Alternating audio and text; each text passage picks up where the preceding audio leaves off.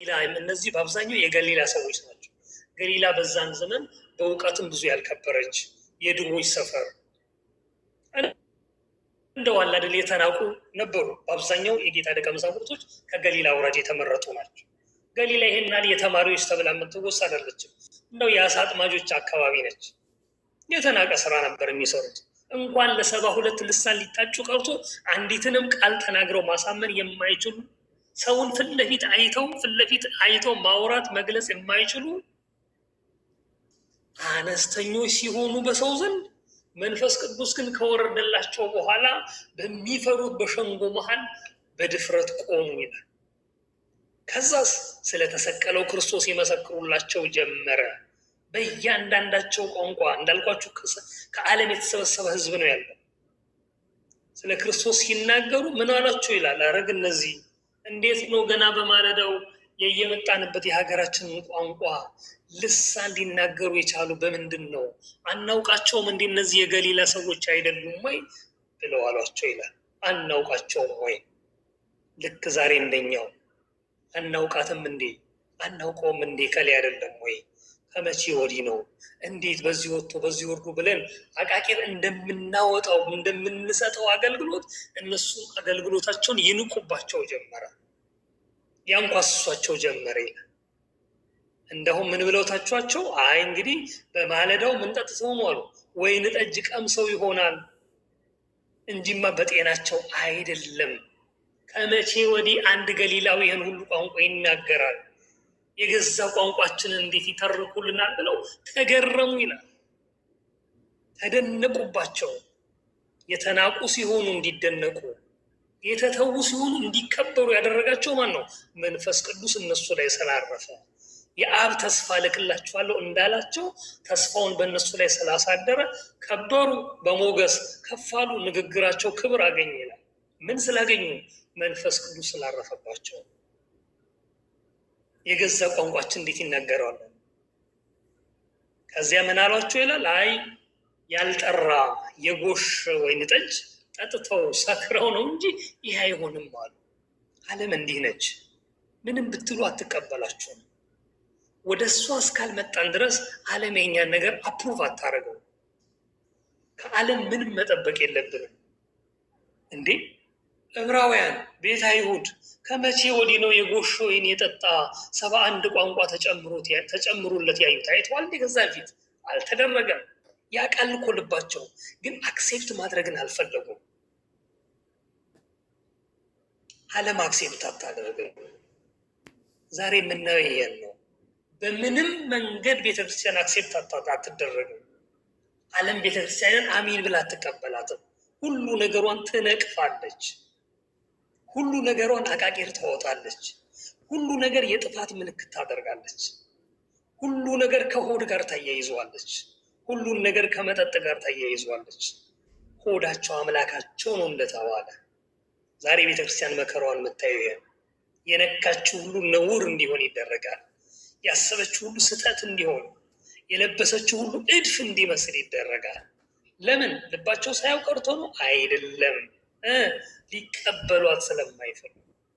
የሐዋርያትን ክብር የሐዋርያትን ጸጋ መቀበል ሲያጠናቸው ሌላ ምክንያት ሲያጡ የጎሽ ወይን ጠጅ ጠጥተዋል ብለው እስከ ማለት ደረሱ ይላል። ያኔ ነበር ሰው የተናገረው። ማን ነው እሱ? ሊቀ ሐዋርያት ቅዱስ ጴጥሮስ። ያኔ እምር ብሎ ተነሳ፣ በመንፈስ ቅዱስ ግርማ ቆመ። እንዲህማ አትሉንም? እንዴት እንጠጣለን? እንዴት ገና ሳይነጋ በማለዳ 3 ሰዓት የጎሽ ወይን ጠጅ ልንጠጣ እንችላለን? የትኛው የእስራኤል ባህል፣ የትኛው የአይሁድ ሸንጎ ከማለዳው የጎሽ ወይን ጠጅ የሚጠጣ ማን ነው ብሎ ቅዱስ ጴጥሮስ ቆመ። እንዲህ አይነት መቆም ያስፈልገናል።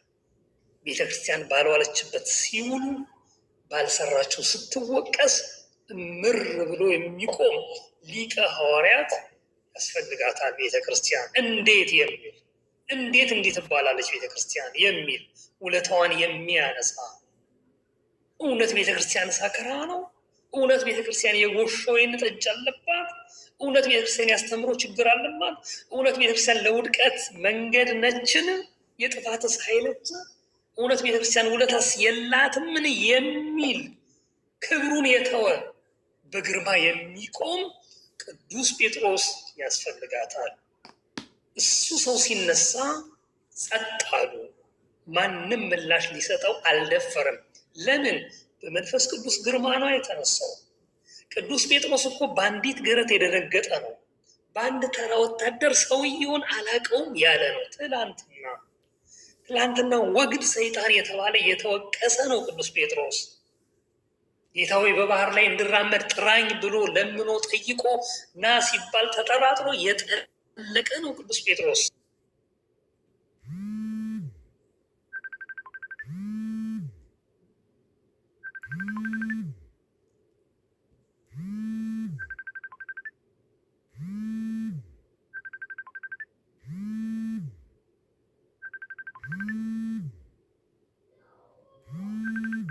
ግርማው ቅዱስ ጴጥሮስ፣ ያ መንፈስ ቅዱስ የደረሰው ቅዱስ ጴጥሮስ። እንዲህ ነው መንፈስ ቅዱስ ሲነካን፣ እንዲህ ነው መንፈስ ቅዱስ ሲያርፍብን። በዚህ ልክ ግርማ ይኖረናል። ትዕግስታችን የጠፉትን ይመልሳል። ዝምታችን የደከሙትን ያበረታል። ተስፋችን ያጽናናል ማለት ነው።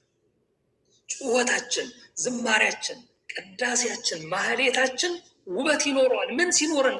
መንፈስ ቅዱስ ሲያርፍብን። ቼክአፕ ማድረግ የምንችለው ህይወታችንን እንየው። መንፈስ ቅዱስ አለ ወይስ የለም ከኛ ጋር የሚለው በኑሯቸው ታውቋቸዋላችሁ። አካሄዳቸውን ተመልከቱ። ምን አይነት አካሄድ ነው ያለን? መንፈስ ቅዱስ ከወረደብን የትዕግስት አካሄድ፣ የቸርነት አካሄድ፣ የምህረት አካሄድ፣ የይቅርታ፣ የፍቅር፣ ከአድመኝነት የራቀ ከዘረኝነት የተለየ አካሄድ፣ በክርስቶስ ፍቅር የታተመ አካሄድ ካለን ምን እንሆናለን? መንፈስ ቅዱስ በእኛ ላይ እንዳለ እናረጋግጣለን ማለት ነው። ያ ካልሆነ እንደ በፊቱ ምን እንሆናለን? እንደነግጣለን። ገረዷም ስትመጣ ምንደነግጥ፣ ወታደሩም ሲመጣ ምንደነግጥ፣ ማንም ይህን ትመስላለህ ሲባል እምንደነግጥ፣ አለባበስህ ኦርቶዶክስ ይመስላል ጨርቁን ስንጥል፣ አነጋገር ክርስቲያን ይመስላል እሱንም ስንጥል፣ ማህተብህ የክርስቶስ ነው እሱንም ስንበጥስ እንታያለን። በዓለም የሚታየው ብርቅራቂ ነገሮች ሁሉ ሲጎትተን፣ አንዴ ፍቅረ ነዋዩ፣ አንዴ ፍቅረ ዘመዱ፣ አንዴ ፍቅረ ስልጣኑ፣ አንዴ ፍቅረ ከርስና ሆዳችን ሲጎትተን ምን እንታያለን? መንፈስ ቅዱስ አልባዎች መሆናችንን እናታያለን። እነሆ የትኛው ይሻላል? መንፈስ ቅዱስ ቢወርድ ቢነካን ነው ምርጫችን? ወይስ ከዛ በፊት በነበረው በሐዋርያት መንገድ እንሂድ? ቆሽ ባለ ቁጥር የምንደነብር ሆነናል። እስኪ ራሳችን ከሊቅ እስከ ደቂቅ ራሴን ጨምሮ ምን ላይ ነኝ? በህይወቴ ትዕግስት አለን? በህይወቴ ፍቅር አለ? በህይወቴ ትህትና ይሸታል? በህይወቴ መታዘዝ አለ?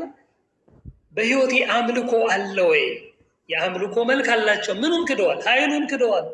አድራጊ ፈጣሪነቱን ክደዋል። በሱ አዳኝነት ያሻርካሉ። አምልኮ እንዳላቸው ይታያሉ፣ ግን በባዕድ ተይዘዋል። በአምልኮ ባዕድ፣ በፍቅረ ነዋይ ባዕድ፣ በፍቅረ ዘረኝነት ባዕድ፣ በፍቅረ ጥንቁልና መተት ባዕድ ተይዘዋል። አምልኮውን ኃይሉን የካዱ ማለት እነዚህ ናቸው። ይታያሉ፣ አምላኪ ይመስላሉ፣ ነገር ግን ኃይሉን የካዱ ናቸው። ለምን? መንፈስ ቅዱስ አልወረደላቸው። በፊትም ሐዋርያ አሁንም ሐዋርያ ናቸው። ልዩነቱ ምንድን ነው? የመንፈስ ቅዱስ ነው። ሐዋርያት ከተጠሩ ጀምሮ እኮ ሐዋርያት ናቸው። ጨዋታው ግን የሰመረው መች ነው? በ50ኛው ቀን በኋላ። በ50ኛው ቀን ምን ተደረገ? መንፈስ ቅዱስ መጣ። መንፈስ ቅዱስ ሲመጣ ምን ሆኑ? በእውቀት ከበሩ፣ በልሳናት ደመቁ፣ በግርማ ተፈሩ። አስቡት። ቅዱስ ጴጥሮስን በጣም አርአያችን ነው። አንዲት ገረድን ተናግሮ መክሮ ገስጾ መመለስ የተሸማቀቀው ቅዱስ ጴጥሮስ ዛሬ ግን ገና በማለዳው 3 ሰዓት በትንሳ በ3 ሰዓት አስተምሮ ስንት ሰው ማረከ? 3000 ሰው ለጌታ ማረከ። ይሄ ነው ማረጋገጫችን። ምኑ? የመንፈስ ቅዱስ በእኛ ላይ መኖር። 3000 ሰው ማረከ። በስንት ህይወቱ? በ3 ሰዓት ስብከቱ። የዘመናችን ሐዋርያትስ አሁን በየሜዳው ሐዋርያ ነኝ ነብይ ነኝ የምንል ሰዎች ምን እያደረግን? የተማረኩትን እያባረርን ነው ወይስ እኛም እንደ ጴጥሮስ